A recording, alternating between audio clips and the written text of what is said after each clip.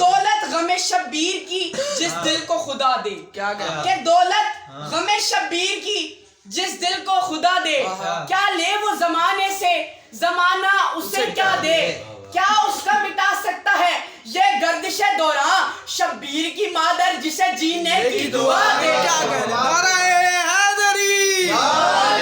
اس کا مٹا سکتا ہے یہ گردش دوران شبیر کی مادر جسے جینے کی دعا دے، نہ آگ نہ مٹی نہ پانی نہ ہوا سے، نہ آگ نہ مٹی نہ پانی نہ ہوا سے، ہم خلق ہوئے فاطمہ زہرا کی دعا سے۔ بر محمد و آل محمد بلند تر صلوات۔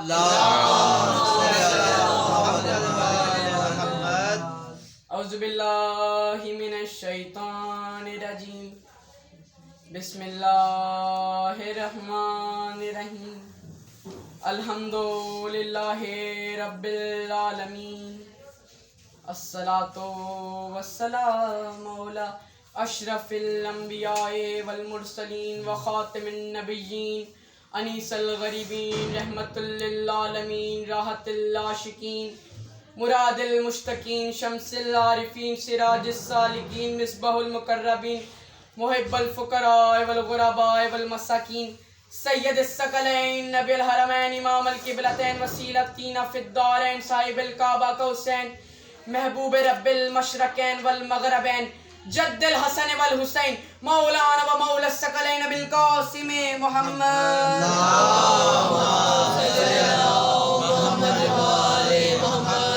بن عبداللہ نور من نور اللہ، یا ایہا المشتقون جمالہ، صلو علیہ وآلہ وسلموا تسلیما۔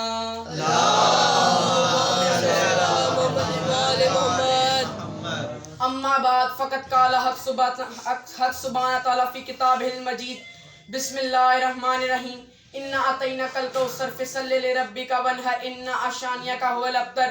بر محمد و آل محمد بلند تر صلوات۔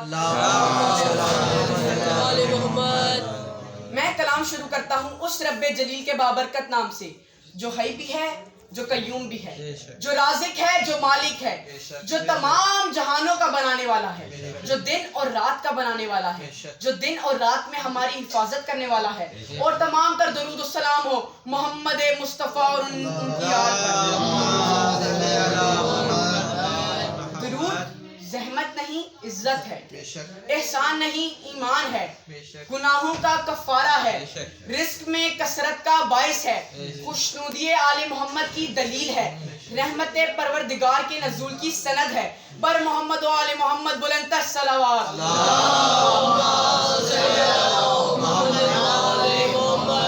اور اللہ جس سے بغیر وسیلے کے گفتگو کرے، محدثہ اسے کہتے ہیں جس سے اللہ بغیر وسیلے کے گفتگو کرے۔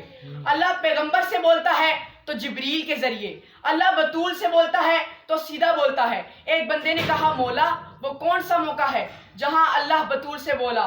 مولا نے فرمایا ان گنت مواقع ہیں جس میں اللہ نے ہماری جدت سے گفتگو کی۔ اس نے کہا مولا کوئی ایک لمحہ بتائیں۔ امام فرماتے ہیں جب اللہ نے ہماری دادی کا عقد ہمارے دادا علی سے کیا اور یہ نکاح عرش پر پڑا گیا، اور جس کا نکاح ہوا خود خدا تھا، خدا نے شہزادی کا عقد پڑھا اور اس کے بعد کہا بتائیے شہزادی حق مہر میں کیا لیں گی؟ شہزادی مسکرا کر کہتی ہیں جنت کی سرداری تو نے میرے صحن میں رکھ دی، نبیوں کا سردار میرا باپ بنا دیا، کائنات کا وارث میرا شوہر قرار دے دیا، تقدیر میرے دروازے پر بھیک مانگنے آتی ہے، تارے میرے دروازے پر سلامی کرنے آتے ہیں، فرشتے میرے دروازے پر غلامی کرنے آتے ہیں، فرشتے میرے دروازے پر درزی بن کر آتے ہیں، نبی میرے دروازے پر رک رک کر اجازت مانگتے ہیں۔ تو نے کائنات کی ساری عزتیں ساری منزلتیں تو دے دی ہیں، آواز آئی نہیں بطول حق مہر عورت کا حق ہے، اور یہ وہ حق ہے جو عورت مانگ کر لیتی ہے، اور یہ وہ حق ہے جو عورت مانگ کر لیتی ہے۔ آپ مجھے بتائیں آپ کو علی سے عقد کے حق مہر میں کیا چاہیے؟ بی بی سر جھکا کر کہتی ہیں مالک اگر تم مجھ سے میرا حق مہر پوچھنا چاہتا ہے تو بطول کو بطول کا حق محفوظ کر کے دینا۔ آواز آئی بطول کون سا حق؟ کہا علی کے حقداروں کو بغیر حساب کے جنت میں بھیج دینا۔ ارے ہمیں جنت کی خواہش نہیں بلکہ جنت کو خواہش ہے کہ علی کے حقدار بطول کے طرفدار جنت میں آ جائیں۔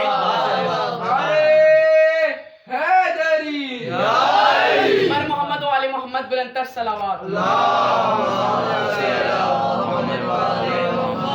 ابھی اس گھر کے راز تو پڑھ ہی نہیں گئے. شہزادی کی بات تو بات میں, ابھی تو اس گھر کی دہلیز بھی نہیں پڑھی گئی. میں کہہ رہا ہوں عرش خدا سے افضل ہے دہلیز فاطمہ. عرش خدا سے افضل ہے دہلیز فاطمہ. کہاں اللہ کا عرش, کہاں زہرا کی چوکھٹ. ابھی فیصلہ ہو جاتا ہے. مجھے بتاؤ عرش پر کون رہتا ہے؟ جبریل رہتا ہے, میکائیل رہتا ہے, اسرافیل رہتا ہے, اسرائیل رہتا ہے. اب مجھے بتاؤ دہلیز زہرا پہ کون بیٹھتا ہے؟ قمر بیٹھتا ہے, سلمان بیٹھتا ہے, مقداد بیٹھتا ہے, فضا بیٹھتی ہے. مجھے بتاؤ کسی کتاب میں لکھا ہو کہ کبھی قمر نے کہا ہو یا علی مجھے عرش پر بھیج دیجئے؟ کبھی سلمان نے کہا ہو یا علی مجھے جنت کی سیر کرا دیجئے؟ کبھی فضا نے کہا ہو یا علی مجھے جنت سے کھانا منگوا دیجئے؟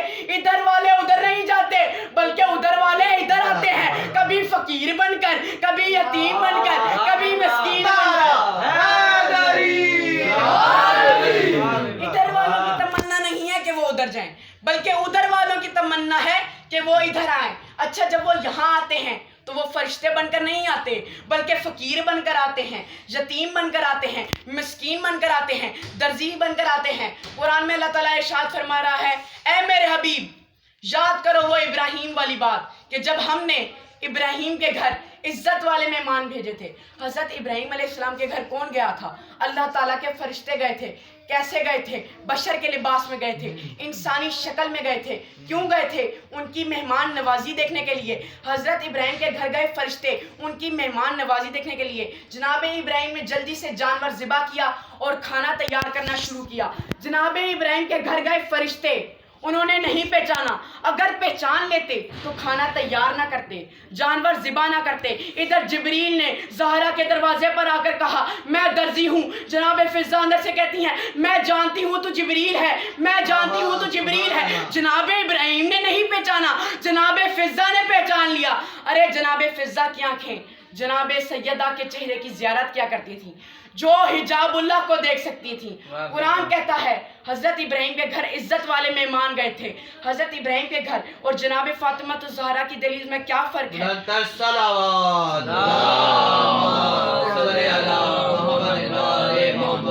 وہاں گئے تو معزز بن کر, یہاں گئے تو فقیر بن کر. وہاں گئے معزز بن کر, یہاں گئے درزی بن کر. وہاں گئے معزز بن کر, یہاں گئے مسکین بن کر. حضرت فاطمہ الزہرا کی دہلیز میں اور جناب ابراہیم کی دہلیز میں کیا فرق ہے؟ یہ فرق کم ہے, وہ خلیل اللہ کا گھر تھا, یہ حجاب اللہ کا گھر ہے. پر محمد و آل محمد بلند تر صلوات. اس دروازے پر آتے ہیں فرشتے اور اپنے عہدے بھول جاتے ہیں, جھک جھک کر بتاتے ہیں اس دروازے کی عزت کیا ہے. رسول آتے ہیں زہرا کے دروازے پر, رک جاتے ہیں. صرف رکتے ہی نہیں بلکہ زہرا کے دروازے پر اپنا سر رکھتے ہیں, دائیں بائیں دیکھ کر اونچی آواز میں کہتے ہیں زہرا اجازت ہے میں اندر آ جاؤں, زہرا اجازت ہے میں اندر آ جاؤں. ایک صحابی نے پوچھا یا رسول اللہ آپ بیٹی کے دروازے پر آ کر اجازت کیوں مانگتے ہیں؟ فرمایا دنیا کو بتا رہا ہوں اس دروازے کی عزت کیا ہے, دنیا کو بتا رہا ہوں اس دروازے کی عزت کیا ہے. مگر ہائے افسوس مسلمانوں نے, جہاں رسول رک جایا کرتے تھے, جہاں رسول سلام کیا کرتے تھے, جہاں رسول اجازت مانگا کرتے تھے, اس دروازے کو آگ لگا دی. 3 جمادی الثانی کا دن 10 محرم سے کم نہیں ہے. صبت علیہ مصائب لو انہا صبت علی الایام سرنا لیالہا. کائنات کی سب سے بڑی مصیبت جو کائنات کی ملکہ پر پڑی, جس کے بارے میں بی بی نے کہا کہ اگر روشن دن پر پڑتی تو سیاہ رات میں تبدیل ہو جاتا. ہائے موبائلے کی گواہ تھی, دربار میں کھڑی تھی, حسن و حسین کے سروں پر ہاتھ رکھ کے کہہ رہی تھی میں بیٹوں کی قسم کھا رہی ہوں میں جھوٹ نہیں بولتی, میں بیٹوں کی قسم کھا کر کہہ رہی ہوں میں جھوٹ نہیں بولتی. ظالم تخت سے نیچے آیا, بی بی کے سامنے آیا, اس نے تحریر کو پھاڑنا شروع کیا. نہ صرف تحریر کو پھاڑا, حسن و حسین دیکھ رہے تھے, اس نے بی بی کے رخسار پر تماچا مارا. بی بی نے تحریر کے ٹکڑے چننے شروع کیے, بی بی نے تحریر کے ٹکڑے چننے شروع کیے. ہائے بی بی کے سر کے بال سفید ہو گئے, ہائے بی بی خالی ہاتھ لوٹائیں. اللہ لعنت اللہ علی قوم الظالمین.